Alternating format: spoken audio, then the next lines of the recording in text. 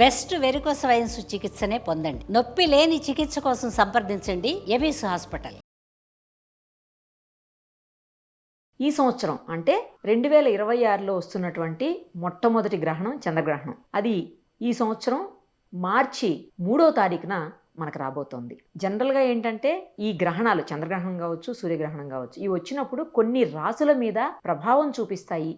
అది దుష్ప్రభావం కావచ్చు, లేకపోతే మంచి ప్రభావం కావచ్చు, చూపిస్తాయి అని చెప్తూ ఉంటారు. అది ఎంతవరకు నిజం అంటే నమ్మేవాళ్ళు నమ్ముతారనుకోండి, అది వేరే విషయం. కానీ బట్ అసలు అలా ప్రభావం చూపిస్తాయా, అలా ఈసారి ఈ గ్రహణం ఏ రాసుల మీద ఎలాంటి ప్రభావం చూపించబోతోంది, అవన్నీ కూడా మనం గురువుగారు మనతో పాటు లైవ్ కాల్ అందుబాటులో ఉన్నారు. ప్రముఖ పండితులు కృష్ణమాచార్యులు గారు, ఆయన అడిగి తెలుసుకుందాం.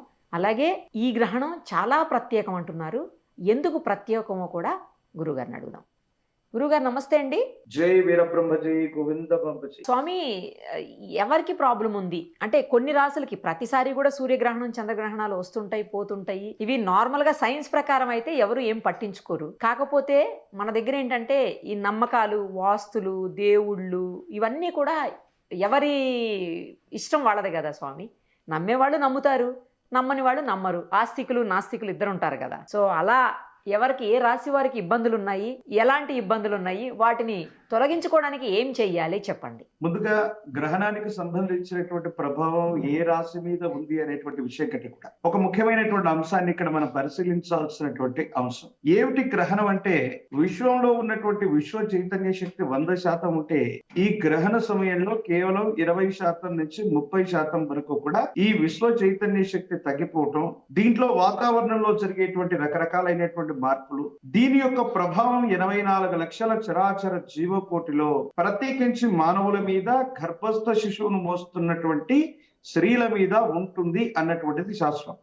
కానీ నాస్తికవాదులు కొంతమంది వ్యక్తులు తెలియక ఏంటంటే 84 లక్షల చరాచర జీవకోటిలో మనుషుల మీద దీని యొక్క ప్రభావం ఎందుకు ఉంటుంది, పర్టికులర్ గా వీళ్ళలో ఆడవాళ్ళు ఎవరు, వీళ్ళలో గర్భస్థ శిశువులు ఎవరు, ఈ గ్రహణాలు వీళ్ళని ఎట్లా తెలుసుకుంటాయి అన్నటువంటి ఒక రకమైనటువంటి ఆలోచన అందరికీ ఉంటుంది. ఈ విషయాన్ని గురించి మొట్టమొదట మనం మన సనాతన ధర్మానికి సంబంధించిన మన పూర్వీకులు పెట్టినటువంటి ఇలాంటి విషయాల గురించి ఒక క్లారిటీ మనం తెలుసుకోవాలి. వాటిలో ఏంటంటే, మనిషి శ్వాస తీసుకునేటువంటి విధానాన్ని బట్టి వీళ్ళు పురుషులని వీళ్ళు స్త్రీలని నిర్దేశించబడ్డది. అంటే శ్వాస వ్యవస్థతో కూడా ఎవరు పురుషులో ఎవరు స్త్రీలో కూడా మనం నిర్ణయించవచ్చు. మనిషి శ్వాస తీసుకుంటున్నటువంటి సందర్భంలో ఉదర వితానం, పొట్ట భాగం గనక సంకోచ సడలికలు జరుపుతూ ఉంటే వీళ్ళు పురుషులు. స్త్రీలలో సంకోచ సడలికలు అన్నటువంటివి పక్కటెముకల ద్వారా జరుగుతూ ఉంటాయి. వాళ్ళు ఉచ్ఛ్వాసాన్ని నిశ్వాసాన్ని తీసుకున్నప్పుడు వాళ్ళ యొక్క పక్కటెముకల్లో సంకోచ సడలికలు జరుగుతూ ఉంటాయి. ఒకవేళ గర్భస్థ శిశువును మోస్తూ ఉన్నటువంటి స్త్రీ కనుక గ్రహణ సమయంలో ఆక్సిజన్ లెవెల్స్ అవ్వచ్చు, ఇంకా విశేషవంతమైనటువంటి పరిస్థితుల్లో విశ్వ చైతన్య శక్తి తక్కువగా ఉంటుంది కాబట్టి వాళ్ళ పక్కటెముకల మీద ఒత్తిడి ఉంటుంది. వాటి మధ్యలో గర్భస్థ శిశువును వాళ్ళు మోస్తూ ఉంటారు. సో ఈ విపరీతమైనటువంటి ఒత్తిడికి పిండం మీద ఏదైనా ప్రభావం పడుతుంది కాబట్టి గర్భస్థ శిశువును మోస్తున్నటువంటి గర్భిణీ స్త్రీలు జాగ్రత్తగా ఉండాలి అని పెద్దలు చెప్పడం వెనుక కూడా సైన్స్ ఖచ్చితంగా ఉంది. ఈ విషయాలు తెలియనటువంటి వాళ్ళు, అందుకే మనం చూస్తుంటాం గ్రహణం మరితో పాటు కొన్ని రకాలైనటువంటి వికలాంగత్వాలు ఈ సూర్యగ్రహణం చంద్రగ్రహణం జరుగుతూ ఉన్నటువంటి సందర్భంలో దానికి ఎఫెక్ట్ అయినటువంటి పిల్లల యొక్క జీవితంలో ఇలాంటి సందర్భాలన్నీ కూడా మనం చూస్తూ ఉంటాం. కాబట్టి గ్రహణం అన్నటువంటిది చాలా శాస్త్రీయమైనటువంటిది. శ్వాస వ్యవస్థ, మనిషికి సంబంధించినటువంటి శ్వాస వ్యవస్థ, ఉదర వితానం మరియు పక్కటెముకలు అన్నటువంటివి వీళ్ళు స్త్రీలు వీళ్ళు పురుషులు అన్నటువంటి విధి విధానాన్ని బట్టి సపరేట్ గా ఉంటుంది. ప్రతి పురుషుడి యొక్క సంకోచ సడలికలు ఉదర విధానం ద్వారా మాత్రమే శ్వాసక్రియ జరిగితే, స్త్రీలకు మాత్రం పక్కటెముకలు సంకోచ సడలికలు జరుగుతూ ఉంటాయి ఆ శ్వాస వ్యవస్థ జరుగుతూ ఉన్నంత వరకు. కాబట్టి ఇది శరీర యొక్క నిర్మాణాన్ని బట్టి సపరేట్ గా ఉంది. కాబట్టి గ్రహణానికి ఎవరు గర్భస్థ శిశువుని మోస్తున్న గర్భిణీ స్త్రీలో పర్టికులర్ గా చెప్పాల్సినటువంటి అవసరం లేదు. కమ్ టు ద పాయింట్, మీరు అడిగినటువంటి విధానాన్ని బట్టి 2026వ సంవత్సరం నూతన ఆంగ్ల సంవత్సరాది మార్చి మాసం 3వ తారీఖు. మరొక రకంగా తీసుకున్నట్లయితే శ్రీ విశ్వావసునామ సంవత్సరంలో పాల్గొన మాసం చిట్ట చివరి మాసం శుక్లపక్ష పౌర్ణమి, దీన్ని హోలీ పౌర్ణిమగా మనం చెప్తూ ఉంటాం. ఈ పాల్గొన మాసంలో వచ్చేటువంటి ఈ శుక్ల పౌర్ణమి హోలీ పౌర్ణిమ సంవత్సరంలోని తెలుగు సంవత్సరాన్ని అనుసరించి చిట్ట చివరి మాసం, మీరన్నట్టుగా కొత్త సంవత్సరానికి ఇది నాంది ప్రస్తావన పలికేటువంటి మాసం. శ్రీ విశ్వావసునామ సంవత్సర పాల్గొన శుద్ధ పౌర్ణమి మంగళవారం హోలీ పూర్ణిమ రోజు పుబ్బా నక్షత్రంలో సింహరాశిలో ఈ విశేషవంతమైనటువంటి గ్రహణం జరగబోతుంది. మిగతా గ్రహణాలకి ఈ గ్రహణానికి ఉన్నటువంటి ప్రత్యేకత ఏమిటి అంటే, మీరు అన్నట్టుగా ఈ గ్రహణం చాలా ప్రత్యేకమైనటువంటిది. ఈ గ్రహణం ఎందుకు ప్రత్యేకమైందంటే, చంద్రుడితో కలిసి కేతువు అనేటువంటి గ్రహణం ఉండటంతో పాటుగా ఈ గ్రహణ సమయంలో ఆ రోజు రాహువు యొక్క సంపూర్ణమైనటువంటి నియంత్రణ లేదా సంపూర్ణమైనటువంటి చూపు కూడా ఈ విశేషవంతమైనటువంటి చంద్రుడి మీద ఉండే అవకాశం ఉంది. అంటే రాహుగ్రస్తమో కేతుగ్రస్తమో గ్రహణాలు ఏర్పడుతూ ఉంటాయి. కేతువుతో కలిసి ఉన్నటువంటి చంద్రుడి వల్ల గ్రహణం ఏర్పడుతుంది, సరే.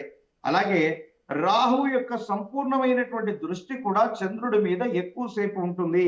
సో రాహుకేతువులు ఇద్దరు కూడా చాలా బలమైనటువంటి పరిస్థితిని కలిగి ఉన్నటువంటి సందర్భంలో కలిగేటువంటి ఒక విశేషవంతమైనటువంటి చంద్రగ్రహణం కాబట్టి దీనికి ఆ ప్రత్యేకత అన్నటువంటిది ఉంది. మనం అనుకున్నట్టుగా ఇది భారతదేశంలో కనిపిస్తుందా, ఉభయ తెలుగు రాష్ట్రాల్లో కనిపిస్తుందా, కనిపిస్తే ఎప్పుడు కనిపిస్తుంది, ఏ నిమిషాల్లో కనిపిస్తుంది అన్న విషయాన్ని కూడా మనం తెలుసుకోవాలి.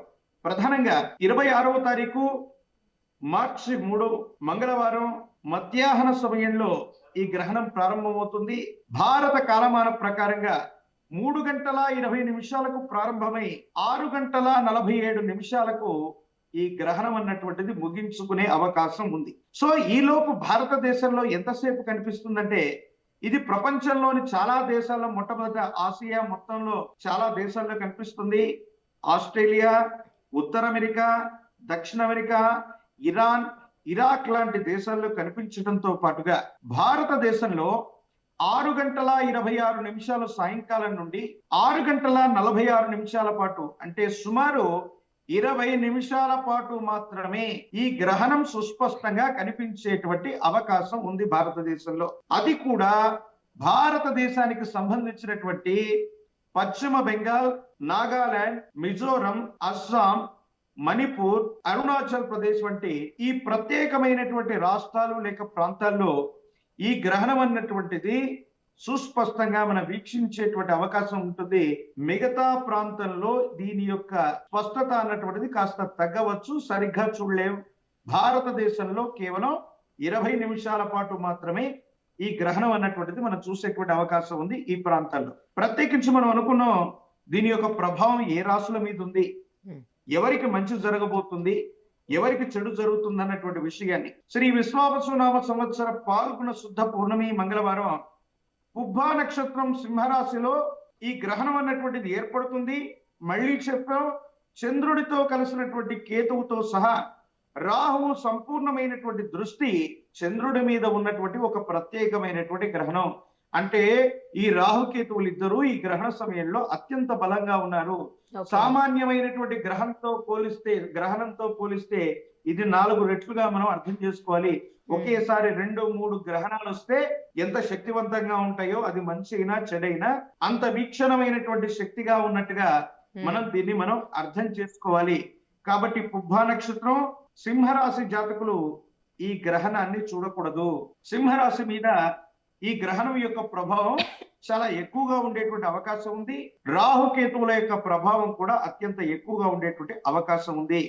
ప్రత్యేకించి కుంభరాశి మీద, మీనరాశి మీద, మిథున రాశి మీద, సింహరాశుల మీద దీని యొక్క ప్రత్యేకమైనటువంటి ప్రభావాలు కలుగుతూ ఉన్నాయి. కాబట్టి 12 రాశుల్లో ఉన్నటువంటి ఈ 4-5 రాశుల వాళ్ళు చాలా జాగ్రత్తలు తీసుకోవాలి. ఈ గ్రహణం వల్ల కేవలం 2 రాశులకి అత్యంత మంచి ఫలితాలు వస్తాయి.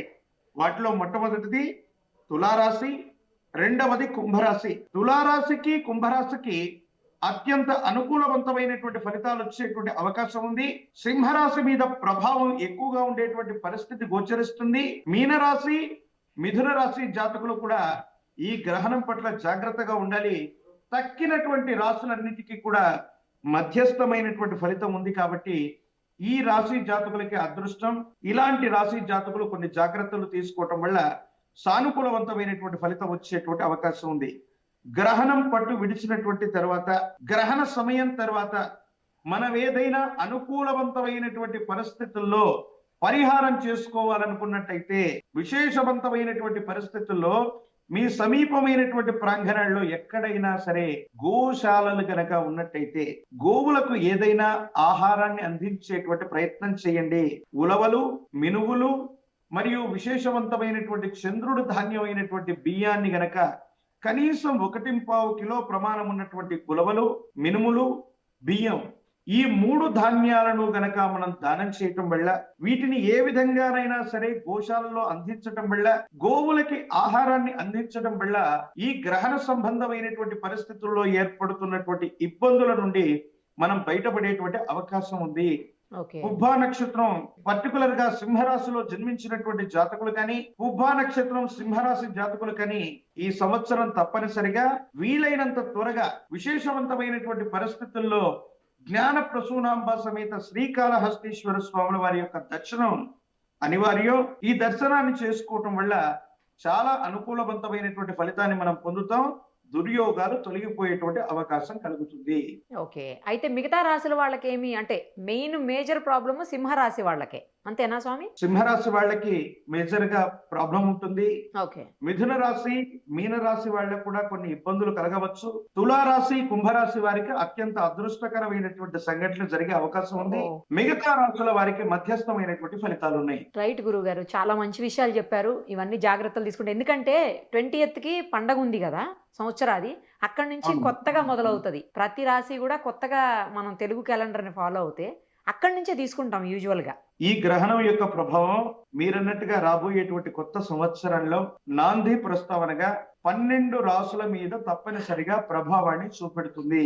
ఓకే. కాబట్టి పాల్గొన మాసంలో హోలీ పౌర్ణిమ రోజు వచ్చేటువంటి ఈ గ్రహణం అన్నటువంటిది రాహుకేతువులు సంపూర్ణమైనటువంటి బలాన్ని కలిగి ఉన్నారు కాబట్టి ఇది చాలా ప్రత్యేకమైనటువంటిది. ఈ గ్రహణ పరిహారాలు చేయడం వల్ల విశేషవంతమైన అనుకూలవంతమైన ఫలితాన్ని తప్పకుండా మనం పొందేటువంటి అవకాశం కూడా కనపడుతుంది. రైట్ గురువు గారు, థ్యాంక్ యూ సో మచ్. జై వీరబ్రహ్మ, జై గోవింద బంబజీ.